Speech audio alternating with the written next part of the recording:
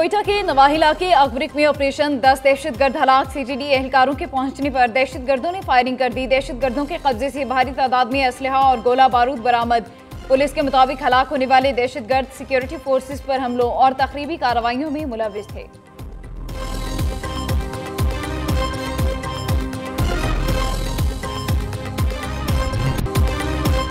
महंगाई की आग पर पेट्रोल का छिड़काव। हुकूमत ने आवाम पर एक और पेट्रोल बॉम्ब गिरा दिया। पेट्रोल 4 रुपये 7 पैसे फी लीटर महंगा कर दिया गया। नई कीमत 268 रुपये 68 पैसे फी लीटर हो गई। हाई स्पीड डीजल 4 रुपये 4 पैसे महंगा होकर 276 रुपये 81 पैसे का हो गया। पेट्रोल और डीजल महंगा होने पर शहरियों का सख्त गुस्से का इजहार। आवाम का कहना है पेट्रोल और डीजल महंगा होने से हर चीज़ महंगी हो जाती है। गरीब पहले ही महंगाई की चक्की में पिस रहा है, अब हालात और भी मुश्किल हो जाएंगे। ऑलरेडी पिस रही है महंगाई के चक्कर में, और ये मजीद पेट्रोल बढ़ा के ना तो मजीद उसको परेशान किया है। वहाँ ये डलवाल में 300-400 का एक दिन गुजरता है, हमारे लिए बहुत ही प्रॉब्लम है। आलमी मंडी में पेट्रोल सस्ता होता है तो ये सस्ता नहीं करते, और जब महंगा हो जाए तो इन्होंने फौरन पेट्रोल महंगा कर देना। ये जो पेट्रोल महंगा हो गया ना, इसकी वजह से हर चीज़ जो है ना महंगी हो जाती है। आटा, घी, दाल वगैरह। जो गरीब आदमी है जिसके पास मोटरसाइकिल भी नहीं है, उसके लिए तो ये फिर भी महंगाई हो गई है ना, वो कैसे गुजारा करेगा। जाली हुकूमत ने रात की तारीकी में एक बार फिर पेट्रोल महंगा कर दिया। पेट्रोल की कीमतों में इजाफे से महंगाई का नया तूफान आएगा। मुशीर इत्तलात खैबर पख्तूनख्वा बैरिस्टर सैफ का कहना है पीटीआई के दौर में पेट्रोल 150 रुपये लीटर था। अशिया खुरनोश की कीमतें भी मौजूदा दौर के मुकाबले में आधे से ज्यादा कम थी। जाली हुकूमत ने अवाम को फाका कशी पर मजबूर कर दिया है। पेट्रोल की कीमतों में इजाफा जाली हुकूमत के महंगाई पर काबू पाने के दावों की नफी है।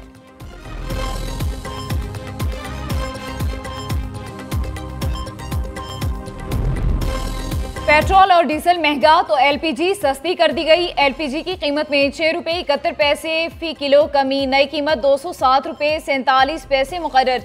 11.8 किलो का घरेलू सिलेंडर 80 रुपये सस्ता 2448 रुपये का हो गया। ओगरानी कीमतों में कमी का नोटिफिकेशन जारी कर दिया।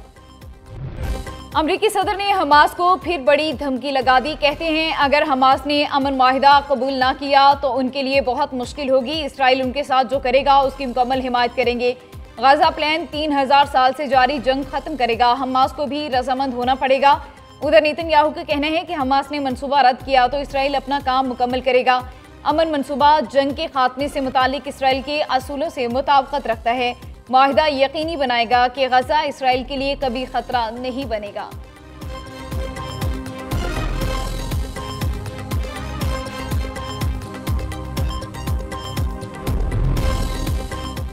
सऊदी अरब ने भी ट्रंप के अमन माहिदे की मुकम्मल हिमायत कर दी है। सऊदी वली अहद शहजादा मोहम्मद बिन सलमान की ज़ेर सदारत काबीना का इजलास। गजा जंगबंदी माहिदे से मुतालिक मुशावरत। कतरी वज़ीर आज़म का कहना है कि हमारा अव्वलीन मकसद जंग रोकना है।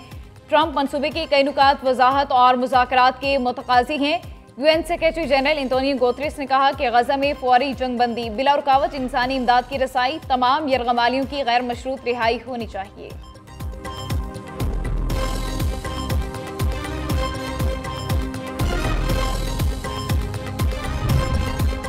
गजा अमन मंसूबे में पाकिस्तान की तरमीम शामिल नहीं है। हमने बुनियादी नुकात छेड़े बगैर अमन मंसूबे में कुछ तरमीम की। नायब वज़ीर आज़म इसहाक़ डार का कहना है कि कुछ लोग अमन मंसूबे पर तनकीद कर रहे हैं। क्या वो चाहते हैं वहाँ लोग मरते रहें? पाकिस्तान समेत 8 ममालिक ने अमन मंसूबे का खैर मकदम किया। फ़लस्तीन के अमन बोर्ड में ज़्यादातर फ़लस्तीनी हुकाम शामिल होंगे। इंडोनेशिया ने 20,000 फ़ौजी फ़लस्तीन भेजने का ऐलान किया है। उम्मीद है पाकिस्तान भी फ़ोर्स फ़लस्तीन भेजने का फैसला करेगा।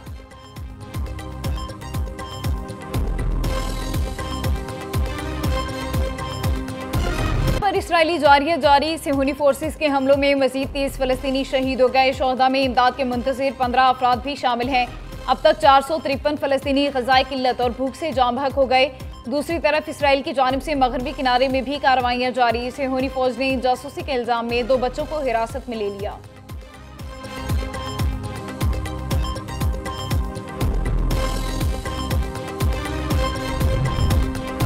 अमरीकी सदर फील्ड मार्शल सैयद आसिम मुनीर के बड़े मद्दाह निकले। फील्ड मार्शल की तारीफ को अपने लिए एजाज करार दे दिया। सदर ट्रंप ने अमरीकी जनरल से खिताब में सैयद आसिम मुनीर की तारीफों के पुल बांध दिए। पाक भारत जंगबंदी कराने का सेहरा भी फिर अपने सर बांध लिया। कहते हैं दोनों एटमी ममालिक से तिजारती मुआहदे के लिए जंग रोकने को कहा।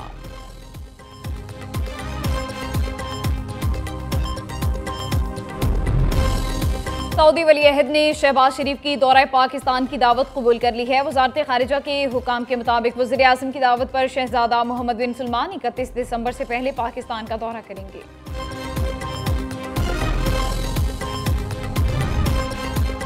पाकिस्तान का रोहिंग्या मुसलमानों की महफूज वापसी का मुतालबा। पाकिस्तानी मंदूब आसिम इफ्तिखार का अक़वाम मुत्तहिदा इजलास से खिताब। कहा रोहिंग्या मुसलमान कई दिहाइयों पर मुहित बेदखली और हुकूक से महरूम है। हालिया दिनों में म्यांमार की रियासत अराकान में पुरतशद्दुद कार्रवाइयों ने मुश्किलात को शदीद तर बना दिया। मजीद हज़ारों अफराद को हिजरत पर मजबूर होना पड़ा। इंसानी बहरान मजीद संगीन हो गया। आलमी बरादरी यकजहती के वादों को अमली इक़दामात में बदलने पर तवज्जो दे।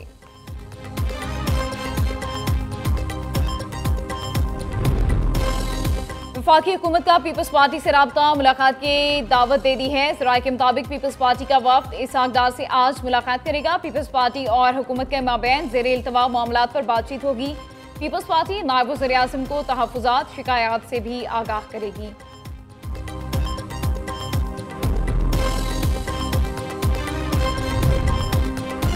पीपल्स पार्टी को वज़ीर आला मरियम नवाज की कारकर्दगी से खौफ आता है। किसी सूबे का इंतजामी मामलात में मुदाखलत करना नामुनासिब है। परफॉर्मेंस का मुकाबला करें, इल्ज़ाम तराशी ना करें। इत्तेहादी ढंग का मशवरा दें तो ज़रूर लेंगे। आपने तो सियासत शुरू कर दी। वज़ीर इत्तलात पंजाब अज़मा बुखारी का कहना है, हम बैरूनी इमदाद नहीं ले रहे, ज़बरदस्ती क्यों कर रहे हैं।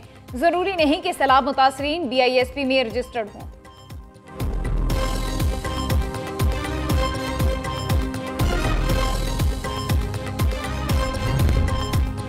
अलीमा खान को पार्टी सरबराह बनाए जाने की मुहिम चलाई जा रही है। वज़ीर आला खैबर पख्तूनख्वा अली अमीन गंडापुर का कहना है, पार्टी में मायूसी फैलाने की कोशिश की जा रही है।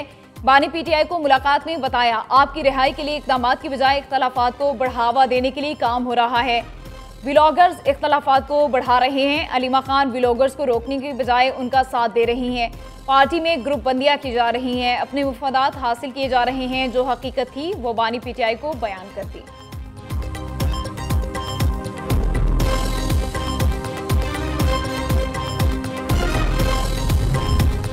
खैबर पख्तूनख्वा काबीना के 2 वज़रा फैसल तरकई और आकिबुल्ला के इस्तीफों की अंदरूनी कहानी सामने आ गई है। बानी चेयरमैन से मुलाकात के बाद वज़ीर आला अली अमीन गंडापुर ने दोनों वज़रा को बताया, बानी PTI उनकी कारकर्दगी से मुतमईन नहीं है। दोनों के महकमे तब्दील किए जा रहे हैं।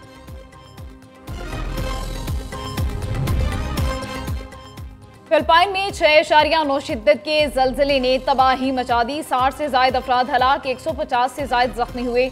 मुतादिद इमारतें ज़मीं बोस हो गई। गिरजाघरों, पुलों, स्पोर्ट्स कॉम्प्लेक्स और सड़कों को शदीद नुकसान। ज़लज़ले की गहराई 10 किलोमीटर रिकॉर्ड की गई। मरकज़ बुगो शहर के शुमाल मशरिक में 17 किलोमीटर के फासले पर था। हलाकतों में इजाफे का खदशा है। स्कूल्स और सरकारी दफातर बंद। हंगामी हालत नाफिस है। मुतासरा इलाकों में इमदादी कार्रवाइयाँ जारी।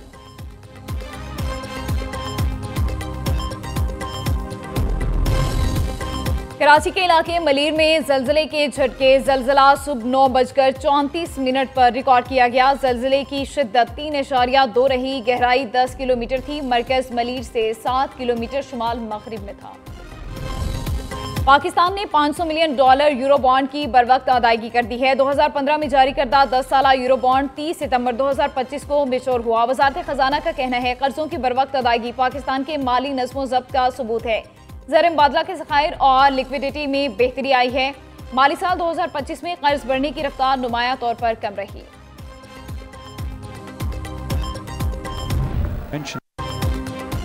और वुमेन्स क्रिकेट वर्ल्ड कप का इफ्तिताही मैच भारत के नाम। भारत ने 8 विकेट पर 269 रन बनाए। बारिश के बाइस मैच 47 ओवर्स तक महदूद किया गया। DSL मेथड के तहत श्रीलंका को जीत के लिए 271 रन का हदफ मिला।